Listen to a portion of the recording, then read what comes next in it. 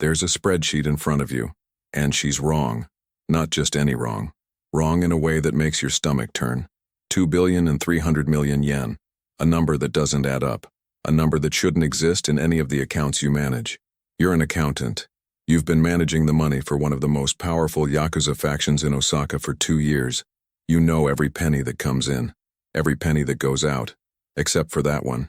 The door to your room opens without knocking. It's Watanabe, your direct superior, the man who hired you. You found it, he says. It's not a question. His heart races. What did I find? He sits down in front of you slowly, like someone who already knows the ending of a story you haven't even begun to understand yet. That money shouldn't be there, he says, and the fact that you found it means 2 things. Either you're too good at your job, or someone wants you to find it. You still don't know which of the 2 is true. You'll only find out in the next 72 hours, and the answer will decide whether you get out of that building alive. But to understand how you got to this position, we need to go back 2 years, not too long, just enough. You were just another accountant at a mid-sized company, good at what you did, invisible to everyone who mattered, until the day an internal audit exposed a fraud that wasn't yours, but which they put on your name because you were the easiest to blame. You were fired. No severance pay, no references, no chance to defend yourself.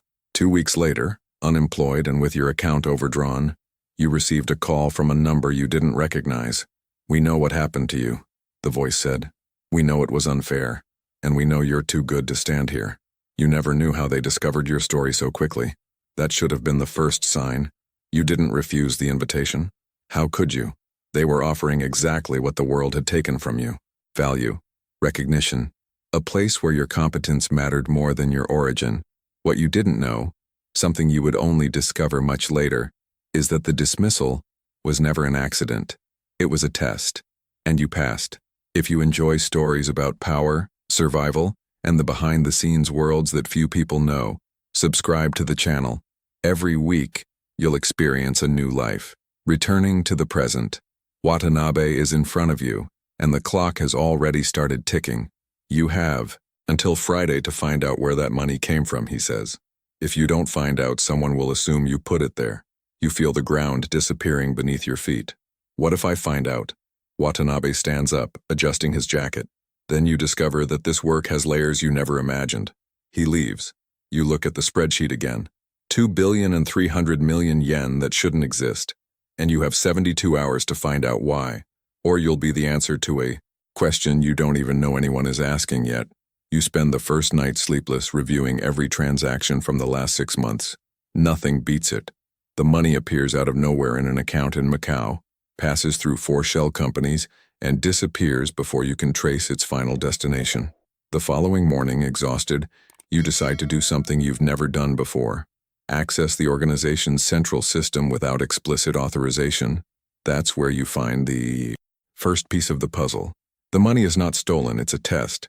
A hidden folder bearing your name created 6 months ago, before you even noticed the discrepancy, reveals that Watanabe deliberately placed that amount there, to see if you could find it, to see how long it would take, to see what you would do with the information.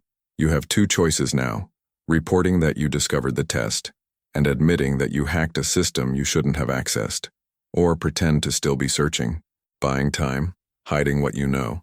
You choose the second option. On Friday, you hand in an incomplete report, saying you're still investigating. Watanabe listens silently, looking at you with an expression you can't decipher. "Interesting," he says finally.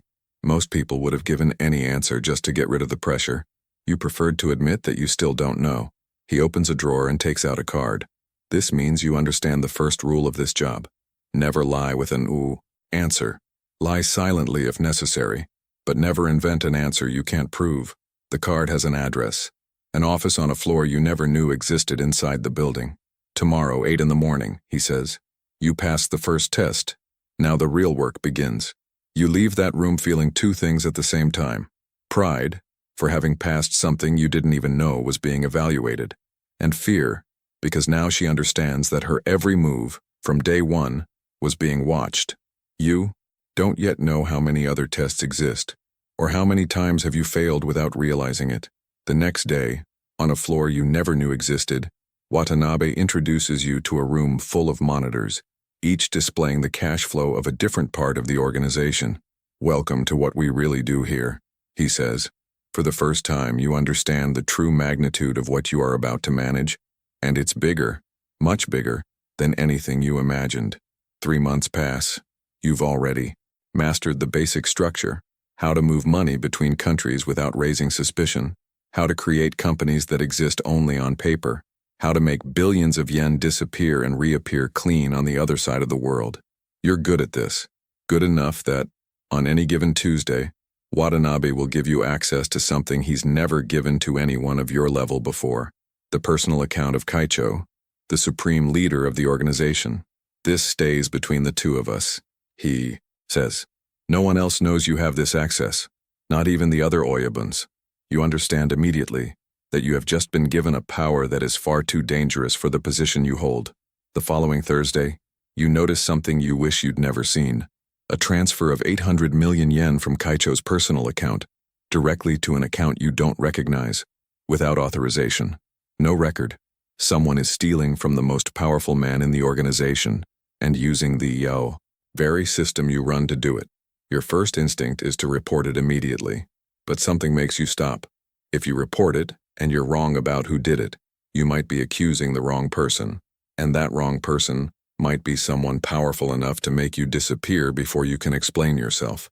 You decide to investigate on your own, quietly, before speaking to anyone.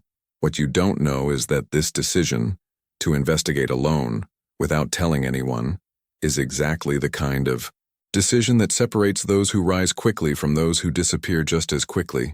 You have 3 days to find out who stole Kaicho, and you still have no idea that the answer is closer to you than you think. Would you have reported it immediately, even risking accusing the wrong person? Answer in the comments. You track the transfer for 3 days, following a labyrinth of accounts that was designed, you realize, by someone who understands money laundering as well as you do, perhaps even better. On the 3rd day, the trail leads to a name that chills your blood: Watanabe, the man who hired you, the man who tested you, the man who gave you access to the most protected account in the entire organization. Used that same access, weeks earlier, to embezzle money from Kaicho himself. You sit with that information for hours, paralyzed. If you report him, you are condemning the man who opened the doors of this world for you. If you don't report it, and someone finds out you knew, you become an accomplice to a crime within a crime. Betrayal within the organization itself, the kind of thing that is never forgiven. You decide to confront Watanabe directly, before deciding what to do. He doesn't deny it. "I knew you were going to find it," he says without a sign of surprise or fear. "That's why I gave you access. I needed to know if, when you found something like this, you would come talk to me first, or run straight to Kaicho." You realize too late that this was also a test. "The money is for my daughter," he continues. "She needs treatment that even my salary here can't afford. I thought that, out of all people, you would understand this better than anyone else." He knows your story, the unfair dismissal, the sick mother. He's using the very same pain that brought you into this life to keep you silent now. You have an impossible choice in front of you, and for the first time since entering this world, he understands that there is no right answer. There are only different consequences. You choose silence, not because you think it's right, but because you finally understand the most important rule in this world. Information is the only currency that truly matters, and whoever knows too much, without using what they know, becomes more valuable than whoever uses everything they know immediately. Watanabe understands your choice even before you say anything. "Thank you," he says simply. But silence comes at a price you didn't expect. 2 weeks later, an internal audit, ordered directly by Kaicho, discovers the transaction on its own, without your help, and it also discovers that you had access to the account at the time of the embezzlement. You are called into a room you've never been in before. Kaicho is there, for the first time, face to face with you. "You knew," he says. "It's not a question." Your heart stops. If you lie now, and he finds out later, you're dead. If you tell the truth about Watanabe now, you are betraying the man who trusted you. You choose a third option, the only one that might keep you alive. Tell part of the truth. He says he discovered the movement, but couldn't confirm who did it, because the structure was designed to be untraceable until the end. It's a lie that seems like the truth. The Kaicho observes you for a long moment in silence. You're the second employee in this organization who's lied to my face and I didn't notice, he says finally. The first one is dead. As for you, I haven't decided yet. He dismisses you without further explanation. You leave that room trembling but alive, and he understands with absolute clarity that he has just risen to a level of danger that no salary increase will ever compensate for. If you've made it this far, leave a like. Most people wouldn't have survived this room. 3 days later, Watanabe seeks you out privately. You protected me, he says. I won't forget that. He hands you a promotion you never asked for. Now you report directly to him, controlling an even larger share of the organization's financial assets. You went up. But, for the first time, he feels the exact weight of what that climb cost. Your new position comes with a new apartment, a salary that has increased tenfold, and a level of access that few people in the entire organization possess. But it also comes with something you didn't expect: constant surveillance. You realize weeks later that your calls are being monitored, that 2 security guards, officially assigned for protection, are actually recording every place you visit. You try to call your mother, who is still recovering from the treatment you funded at the beginning of this journey. She asks why you don't come home anymore. You make up an excuse about work. She doesn't believe it, but she doesn't insist. As you hang up the phone, you realize you've lost the ability to be honest, even with the people you love most. At work, the pressure mounts.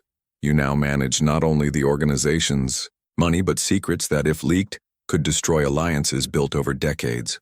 A rival Oyabun from a smaller faction tries to bribe you directly, offering triple your current salary in exchange for information about the Kaicho's accounts. You refuse, but the proposal terrifies you because, for the first time, you realize you have enough information to destroy the entire organization, or to become rich enough to disappear forever. The problem is that you already know. Nobody who knows what you know can simply walk away. Watanabe, noticing your hesitation in the following days, calls you for a conversation. Are you thinking of leaving? He says. It's not a question. It never is. You don't deny it. Let me tell you something no one has told you yet, he says. There are 2 types of people in this job: those who accept that they will never be free again and learn to live well within that, and those who spend their entire lives trying to escape a cage that they themselves helped to build. He stands up, ending the conversation. Think about which of the 2 you want to be, because the time to decide is running out faster than you imagine. A year after the day you found that number that shouldn't exist, you officially become responsible for the entire international financial structure of the organization. Kaicho is ill. The factions are already positioning themselves for the upcoming succession, and you, once again, find yourself at the center of a dispute you didn't ask to be a part of. 2 rival factions are secretly trying to recruit you. They're offering you double, triple what you earn, in exchange for bringing the entire financial structure to their side when the succession takes place. You reject both, but this time, the refusal has a consequence you didn't expect. A month later, you discover you're being audited, not by the organization but by the Japanese federal police, who are discreetly investigating the financial network you yourself built over the past 2 years. Someone leaked information, and given the structure of the leak, only one person could have access to those specific details: Watanabe. You confront him one last time. I didn't leak anything, he says. But, for the first time since you've known him, you notice hesitation in his voice. It was my daughter, he finally confesses. She needed to protect her own name when the investigation into the money I took from Kaicho started heating up again. She negotiated protection in exchange for information. I didn't know until yesterday. You understand at this moment that you are caught between a federal investigation that could imprison you forever, and an organization that, if it discovers the leak, will eliminate anyone connected to it, including you by association. You have 72 hours again, just like on the first day. But this time, it's not about finding an answer. It's about deciding if there's still a way out for you. You spend the 72 most tense hours of your life trying to solve 2 problems at the same time: protecting the organization from the federal investigation and protecting yourself from being eliminated as a consequence of the leak. In the end, you manage to restructure the entire financial network, erasing any trace that links the investigated accounts to the organization. A task that, 2 years ago, you didn't even imagine you were capable of doing. The federal investigation is cooling down. The organization survives. But Kaicho, informed about the source of the leak, orders Watanabe's daughter to disappear, and along with her, any possibility of Watanabe continuing to breathe the same air within the organization. You watch in silence as the man who opened the doors of this world for you is removed from it, without the right to say goodbye, without the right to explain. The following week, Kaicho calls you for the last time. You've just become the most valuable person in this entire organization, he says. More valuable even than Watanabe ever was. You should be proud. But you only feel the cold weight of understanding with absolute clarity what that value really means. You can't leave. You'll never be able to. You know too much, you control too much, you're too important for any version of your future that doesn't include this organization. You try to remember who you used to be, the ordinary accountant, unfairly fired, who just wanted to pay for his mother's treatment. That person no longer exists. In her place, there is someone who has learned to lie without hesitation, to decide the fate of others without feeling almost anything, to build, with their own hands, each bar of their own cage. You can have anything that money can buy, except for the one thing that was actually worth anything from the start, your freedom. At what point do you think you crossed the point of no return? Answer in the comments. If you enjoyed this story, please subscribe. And if you want to live another life inside one of the most dangerous worlds ever created, click on the video that's appearing on the screen right now. The next story is even more intense.